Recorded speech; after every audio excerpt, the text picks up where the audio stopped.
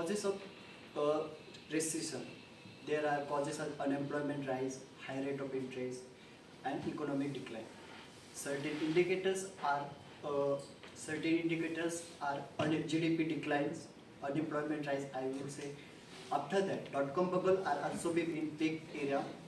That in era the endron scandal in era 2000 year. There are $40 per share. But before that, they come in 1985. They up to the $20.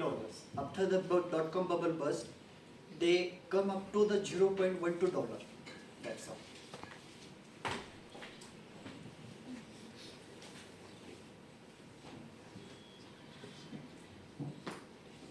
And the next topic is the attempt to saving the crumbling empire. The gentleman that shown here is the Andrew Fastro. He is considered as the mastermind who take advantages of loophole and solve the problems. The CEO and the chairman, that is Lay and the Stealing, has thought that to save our empire, we need a special person to hire.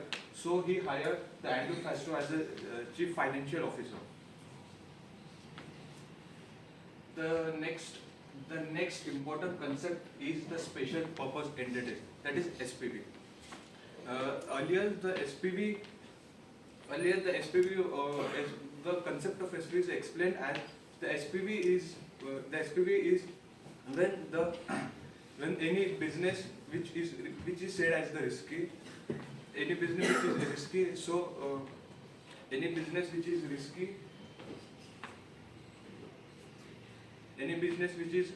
risky and its effect, the effect of the risky business does not hamper the original balance sheet of the Enron. So the concept of SPV was introduced. As earlier explained by Arya, that the company has huge profit and revenues with the help of M2M, that is mark-to-market technique. The profit and revenue was increased so much, but in actual financial statement there was no profit and revenue, but they showed the profit and revenue in the financial statement. So Andrew Fastro, the mastermind, he used the technique of special purpose entity in the Enron by he thinks we doesn't have profit. To run a business they need capital. So the question is how to bring capital. So he thought we open SPVs and take debt on the SPVs. Then the question arises, who give debt to SPVs? So SPVs are there was no asset with SPVs. So who give debt to SPVs? So the Enron transfer their asset to SPVs. They transfer their asset as the sale. So the profit and loss account of the SPV get higher, and it makes the profit and loss statement of SPV get stronger. And later the money get as a debt that SPV. Then the SPV transfer their capital to the Enron. That's why the problems are solved.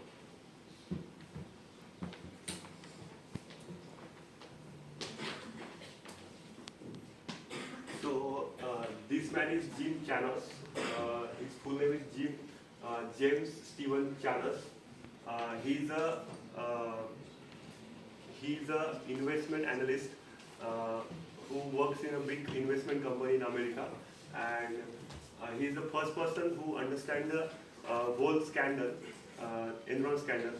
So he in 2001 he got to know that the Enron has mega scandal, and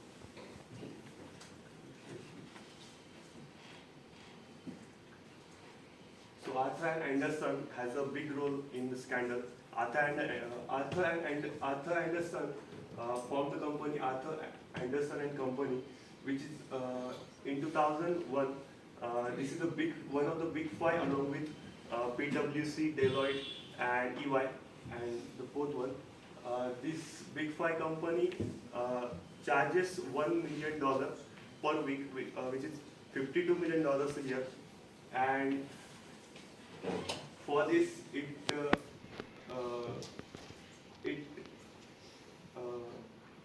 it hides the accounting issues which has done by the Enron, and after that in 2000 when the SEC got to know that the scandal is so big, the Arthur and Anderson company's employees got instructed that to destroy all the emails and documents which are related to Enron.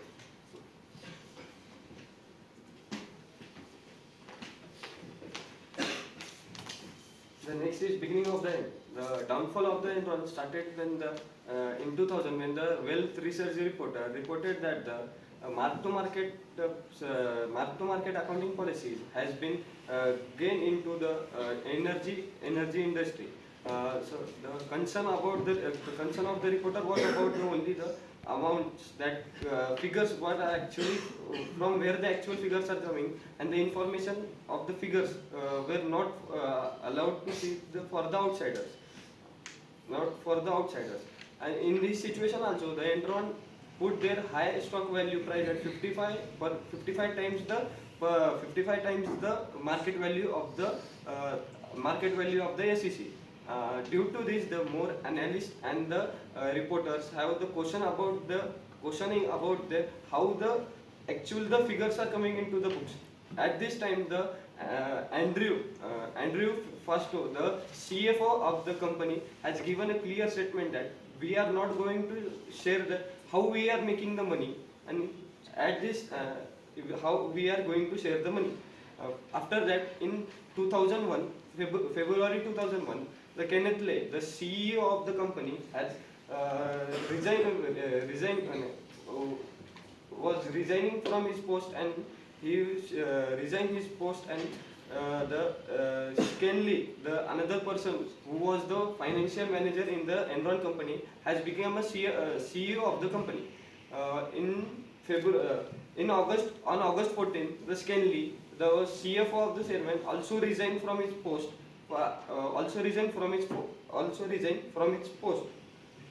Before resigning from his post, 1 month before, the reporters noted that exactly 1 month before, from resigning Skinley as a CEO, he had sold his shares for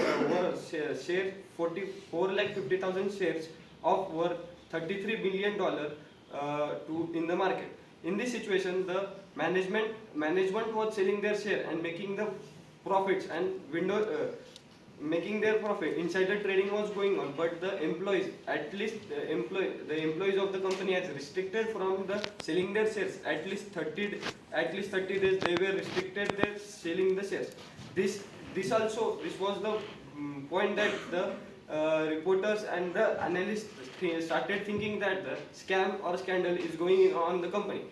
Next, suddenly after the Scanley resigning, on 15th August 2001, the vice president of corporate development had sent an anonymous letter to the Lay, that saying that in your company the accounting policy has been going to some anonymous practice, and this will lead to a scandal. But the Lay, with the help of audit committee, the Andrew Anderson said a reported to the corporate governance that there was no defect in the governing policies or accounting policies. After